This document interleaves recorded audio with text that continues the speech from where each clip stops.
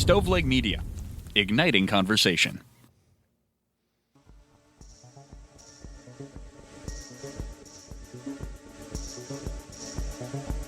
Welcome to True Crime to Go. What can I get for you?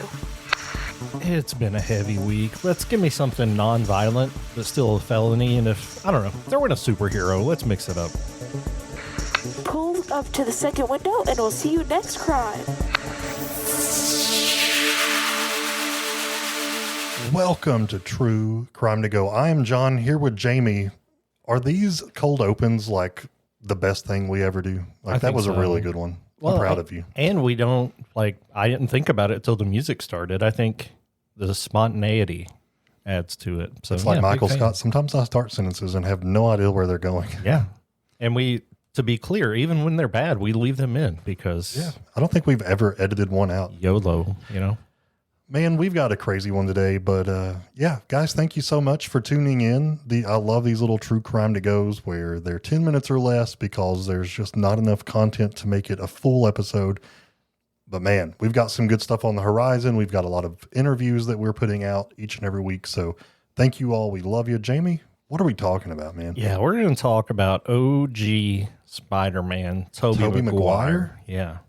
All right. Tell me that little bug-eyed guy's not done anything wrong. I don't think he has. I think Tobey Maguire, besides Spider-Man 3, he's never done anything wrong. But that was a bad one. That was really bad. But that does not mean that his family is just as innocent. As we know, Tobey was a big deal in the 2000s, one of the highest paid actors of the decade. But in his family history, there is a crime, and it made headlines way before he became a star, and that's the conviction of his dad for robbing a bank in California in 1993. Let's back up a little bit and talk just a little bit about Tobey growing up. He was born in 1975 in Santa Monica, California. Now, his childhood was not easy. His parents split up when he was very young, and he spent a lot of time bouncing between family members, and money was always tight, no matter where he was. And one of the defining relationships in his life was, of course, his father, and his name was Vincent Maguire. Tobey has described his upbringing as financially unstable, and that instability played a big role in both his childhood struggles and, apparently, his father's decisions. And you get into the early 1990s, Tobey's a teenager. He's starting to get some small acting jobs, but obviously he's not making a ton of money. In 1993, when he was 18 years old, was the first time that his family made major headlines. And it was at that time that Vincent was convicted of robbing a bank in Reseda. Reseda is a neighborhood in the San Fernando Valley of Los Angeles. Reseda, famously known for the home of Daniel LaRusso in The Karate Kid.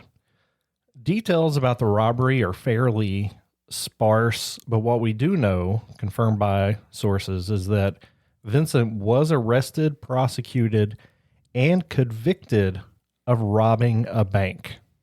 Yeah, now, while we don't have a lot of information, we do know that this was not just a rumor. Tobey himself has spoken about this in interviews. He's acknowledged that his father was a criminal, and he was convicted for this crime in particular. Some reports online claim that Vincent served about 2 years in prison.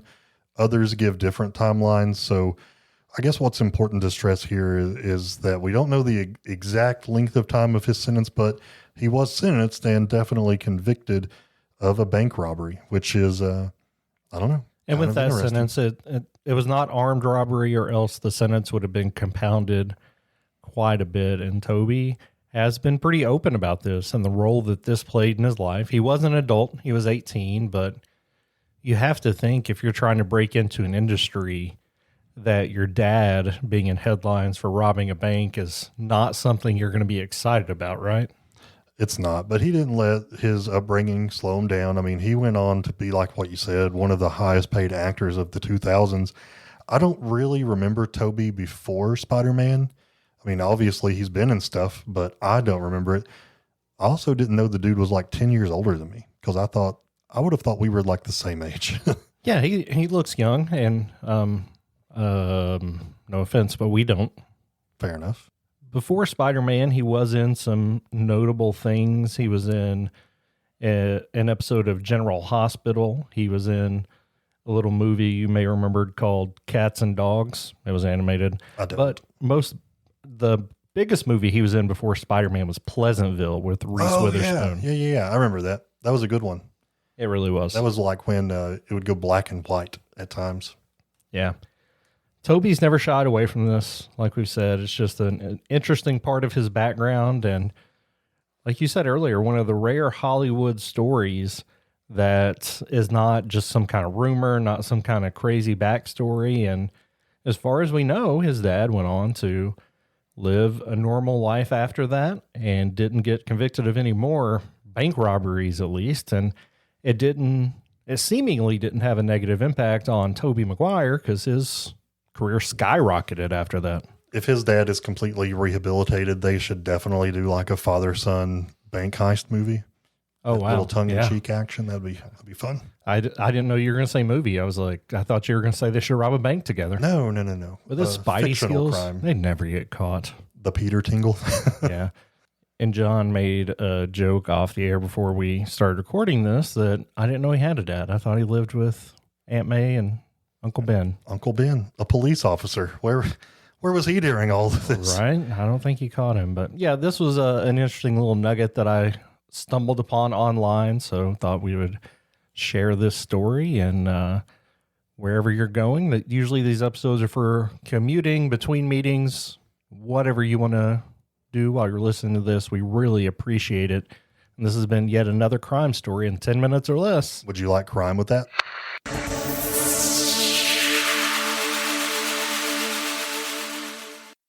You've listened to True Crimecast, distributed by Stoveleg Media. Check out stoveleg.com to find out more about your hosts and to find other podcasts to listen to. Stoveleg Media, igniting conversation.